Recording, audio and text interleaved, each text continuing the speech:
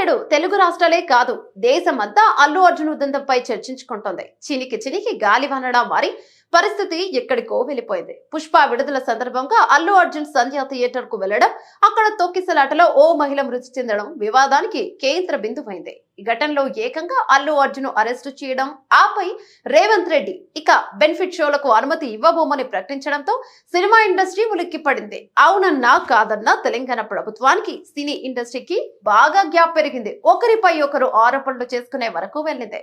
ఇలాంటి క్లిష్ట సమయంలో ఎవరు ప్రభుత్వంతో సంప్రదింపులు జరిపేందుకు ముందుకు రాలేదు. కానీ దిల్ రాజు మాత్రం ముందుగా తెలంగాణ ప్రభుత్వ ముఖ్యమంత్రి రేవంత్ రెడ్డితో భేటీ అయ్యారు. ఆపై బాధితులకు న్యాయం చేయడంతో పాటు తెలుగు సినిమా ఇండస్ట్రీని ఒక తాటిపైకి తీసుకొచ్చి ముఖ్యమంత్రితో చర్చలు జరిపే వరకు తీసుకొచ్చారు. ఈ విషయంలో దిల్ రాజు పై ప్రశంసల వర్షం కురుస్తోంది. ఇప్పుడే కాదు, గతంలో ఆంధ్రప్రదేశ్ లో ఇబ్బందులు వచ్చినప్పుడు కూడా దిల్ రాజే సమస్య పరిష్కారానికి ముందడుగు వేశారని చెప్పుకుంటున్నారు.